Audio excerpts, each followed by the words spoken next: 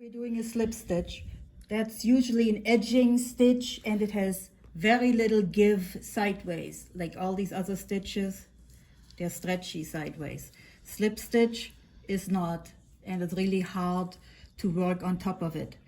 So we do no chain, turn this thing around, and this time we actually do go into the first hole that we can see.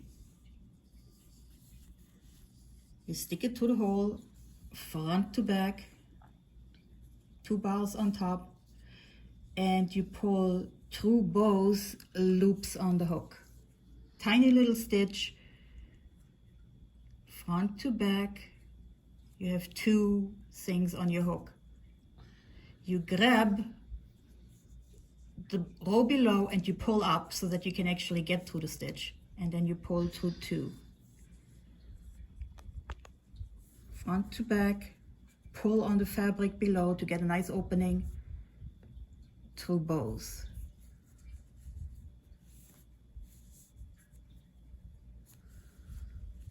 And if you look at these, there isn't really any height to it. It's just an edging stitch and it has no flexibility.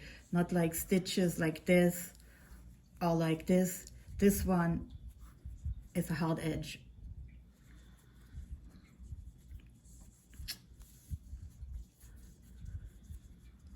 No loops over, no loops under, front to back, through the hole.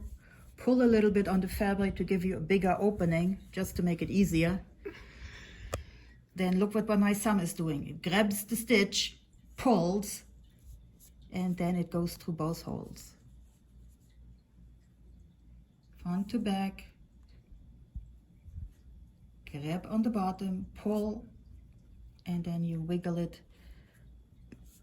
Oh, you might not wiggle it. Through both stitches.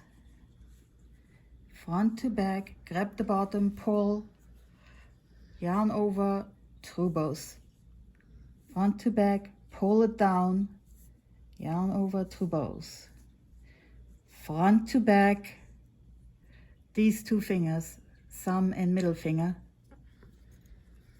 Grab right underneath the stitches, pull it down a little bit, and then you pull through both loops.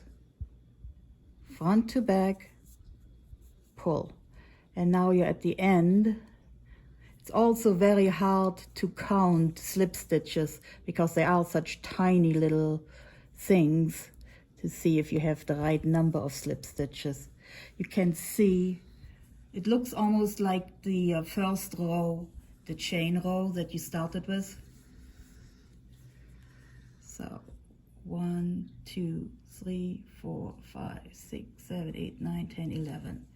And it also, since they are such tight stitches, sometimes they cinch your row so that it goes in. If you don't want that, go up a hook size.